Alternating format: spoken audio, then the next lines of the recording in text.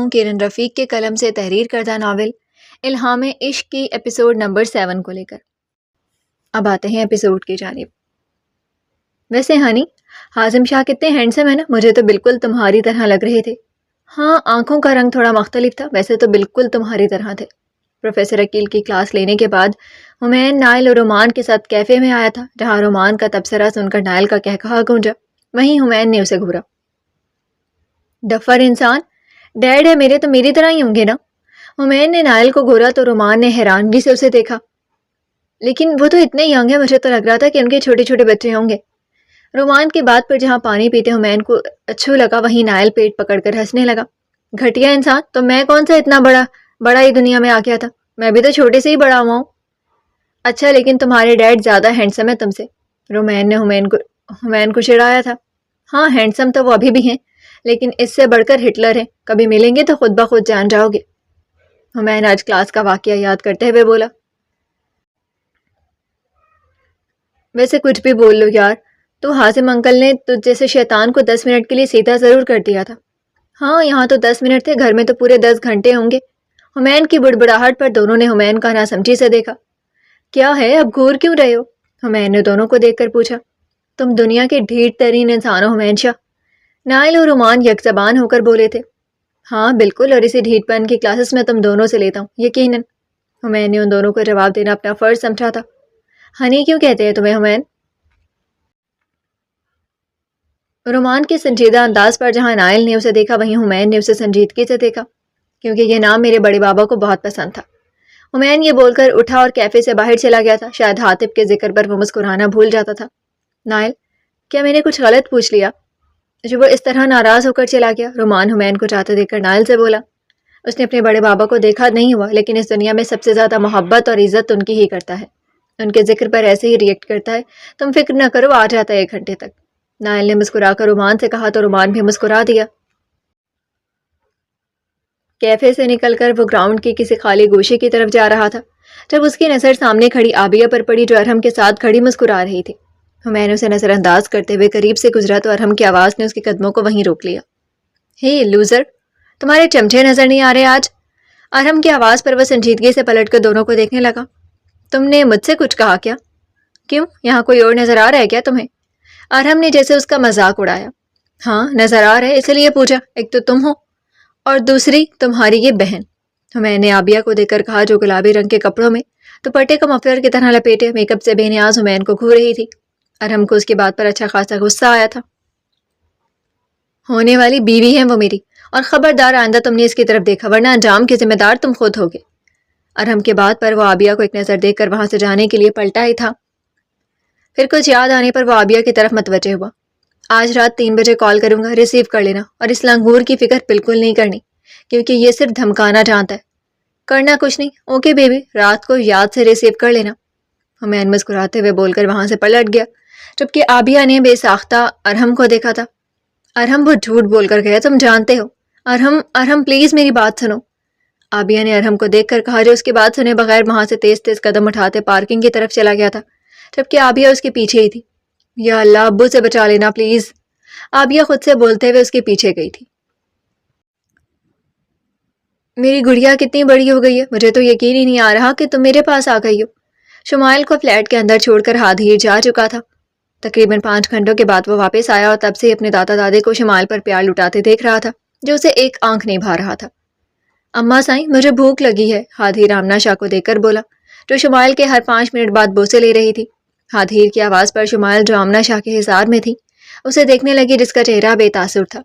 علی شاہ جو مسکرا کر چائے پی رہے تھے، ہادھیر کو دیکھنے لگے۔ ہاں لگاتی ہوں میں کھانا، جاؤ مانو، تم بھی فریش ہو جاؤ، پھر کھانا کھا لینا۔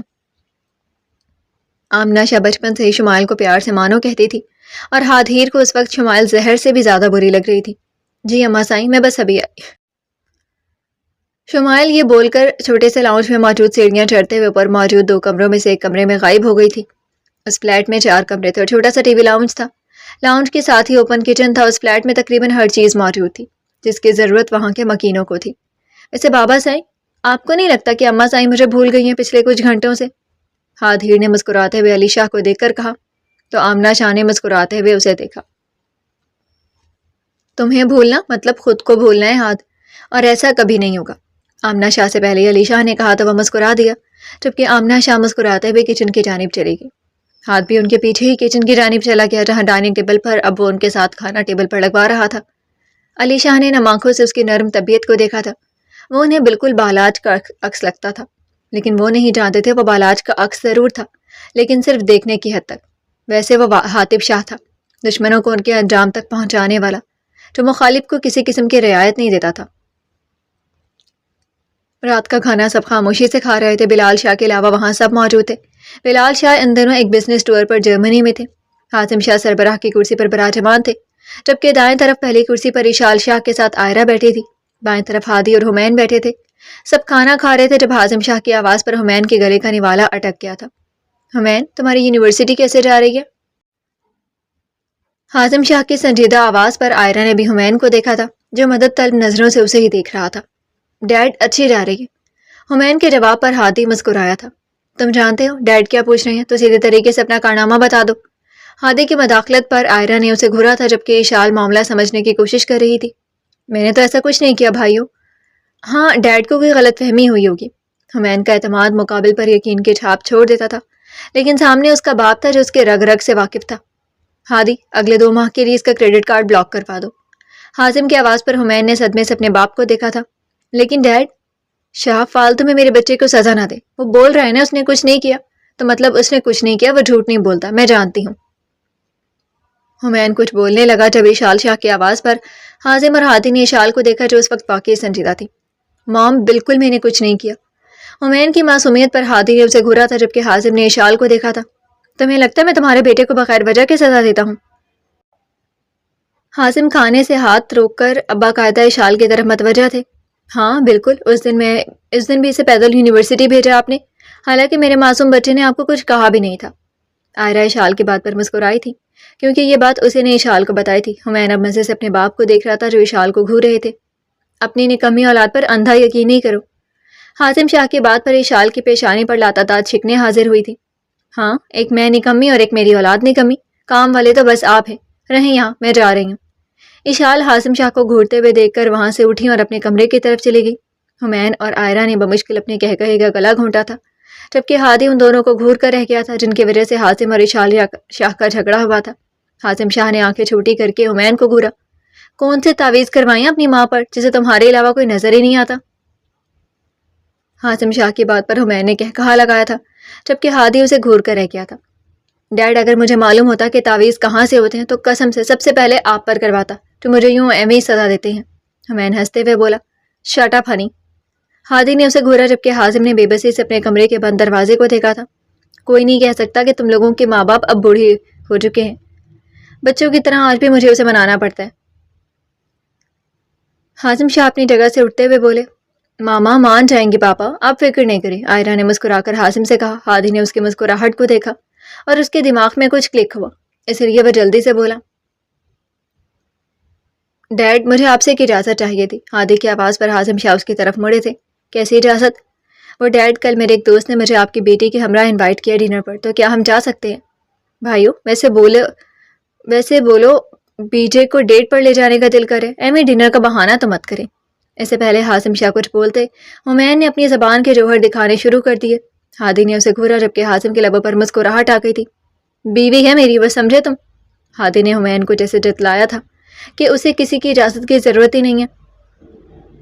بھائیو، رخصتی کروا لے، پھر آپ کو بہانے بنانے کی ضرورت نہیں ہوگی۔ حمین یہ بول کر وہاں سے سیڑھیوں کی طرف بھاگا تھا، جبکہ ہادی نے اس کے پیچھے جانا چاہا تو حازم نے ہنستے ہوئے اس کا ہاتھ پکڑ لیا۔ عائرہ ان سب میں اپنی منتشر دھڑکنوں کو سنبھالتی اپنے کمرے کی طرف جا چکی تھی۔ اس دوران وہ سیڑھیوں پر کھڑے حمین کو گھورنا نہیں بھولی تھی۔ بات تو ٹھیک ہے اس کی، ویسے تمہاری کیا رائے ہے اس بارے میں؟ رخصتی ہو جانی چاہیے۔ حازم کی مسکراتی آواز پر وہ حازم کو دیکھنے لگا۔ ڈیڈ، مجھے ابھی رخصتی کے جھنجھٹ میں نہیں پڑنا، اور پلیز اس ٹاپک پر اب بات مت کیجیے گا۔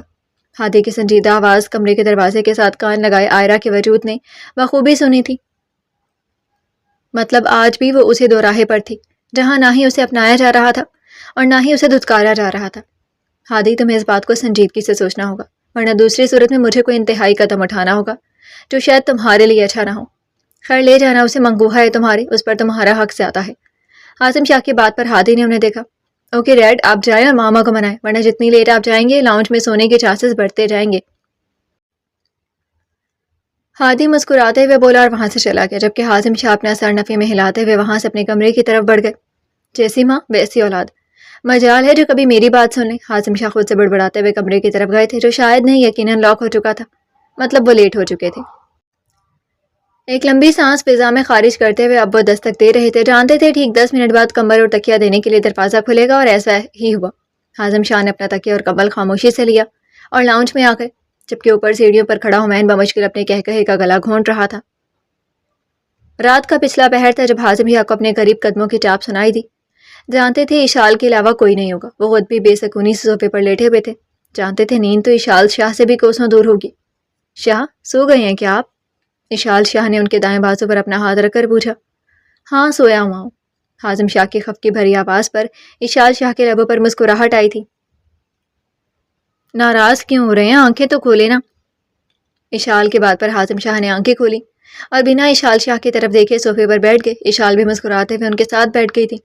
آپ جانتے ہیں مجھے ہنی میں بھائی کی پرچھائی نظر آتی ہے، اور جب آپ اسے ڈانٹتے ہیں تو مجھے بالکل اچھا نہیں لگتا۔ اشال شاہ حازم شاہ کے کندھے پر سر رکھ کر بولی تھی۔ حازم شاہ کو ہمیشہ ان کا یہ انداز چاروں شانے چت کر دیتا تھا۔ وہ بگڑ جائے گا شاہ کی جان۔ حازم شاہ نے اشال شاہ کے گرد اپنے بازو پھیلاتے ہوئے نرمی سے کہا۔ نہیں بگڑے گا، وہ شرارتی ہے اور اب ہمیں ہماری تربیت پر یقین رکھنا ہوگا۔ اشال شاہ کی بات پر حازم شاہ مسکرائے تھے اور جھک کر ان کی پیشانی پر بوسہ دیتے ہوئے پیچھے ہوئے تھے۔ تم زندگی ہو میری، تمہارے بغیر تو اس دنیا کا تصور بھی جان لے لیتا ہے میری۔ حازم شاہ کی بات پر اشال شاہ مسکرائی تھی۔ اس سے پہلے وہ کوئی جواب دیتی لاؤنج میں حمین شاہ کا کہا گونجا تھا۔ اشال شاہ ایک لمحے سے پہلے حازم شاہ سے فاصلے پر ہوئی تھی، جبکہ حازم شاہ نے اسی شیطان نما انسان کو گھورا تھا جو بر وقت نازل ہوتا تھا۔ ہاؤ کیوٹ مام ڈیڈ، قسم سے میں تو کہتا ہوں آپ کی لو سٹوری پر ایک فلم بننی چاہیے، آپ کا کیا خیال ہے؟ حمین سیڑھیوں سے اترتے ہوئے ان کے پاس آتے ہوئے بولا۔ شٹ اپ ہنی، اور تم اتنی رات کو جاگ کیوں رہے ہو؟ حازم شاہ نے اسے گھورا تھا۔ وہ ڈیڈ، میں تو آپ کو اپنے کمرے میں لے جانے آیا تھا، مگر مجھ معصوم کو کیا پتا آپ کی بیوی یہاں پہلے سے موجود ہوں گی۔ حمین معصومیت سے آنکھیں مٹکاتے ہوئے اشال کے پاس بیٹھ گیا تھا۔ ہنی سدھر جاؤ ورنہ پیٹو گے مجھ سے۔ اشال شاہ نے ایک ہلکا سا تھپڑ اس کے سر پر لگایا تھا۔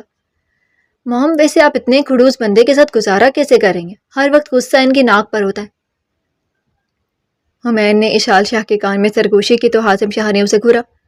تمہیں میرے سامنے یاد آتا ہے اپنی ماں سے پیار جتانا؟ حازم شاہ نے دانت پیسے تھے، جبکہ حمین نے اپنی دائیں آنکھ کا کونا دبایا تھا۔ Because you have a beautiful wife mister Shah. Hamin یہ بول کر وہاں سے سیڑھیوں کی طرف گیا تھا، جبکہ حازم شاہ نے اپنا جوتا وہیں سے اس پر پھینکا تھا۔ انتہائی کوئی ڈھیٹ اولاد ہے میری۔ حازم شاہ بڑبڑاتے ہوئے اشال شاہ کو دیکھنے لگے جو مسکراہٹ ضبط کر رہی تھی۔ ڈیڈ تھوڑے پیسے چاہیے، پلیز کل تک ٹرانسفر کروا دیجیے گا، ورنہ سر اکیل کو آپ کی کنجوسی کے قصے سنا دوں گا۔ حمین حازم شاہ کی طرف دیکھ کر 32 دانتوں کی نمائش کرتے ہوئے بولا تو حازم نے اسے گھورا۔ یہ بلیک میلر پتہ نہیں کہاں سے میرے گھر آ گیا۔ حازم شاہ بڑبڑاتے ہوئے اپنے کمرے کی طرف چلے گئے تھے، جبکہ اشال نے اٹھ کر حمین کو گھورا تھا۔ Good night mom and also love you. Hamin کے بول کر سیڑھیاں عبور کرتے ہوئے اپنے کمرے میں گم ہو گیا تھا، جبکہ اشال اپنے کمرے کی طرف چلی گئی تھی۔ قسمت دور کھڑی مسکراتے ہوئے ان کی امیدوں کو شاید پھر سے پرکھنے والی تھی۔ یہ وقت اس بار ان کی خوشیوں کو واپس لوٹانے والا تھا۔ جی تو فرینڈز، کیسی لگی آپ کو آج کے ایپیسوڈ؟ کمنٹ سیکشن میں ضرور بتائیے گا۔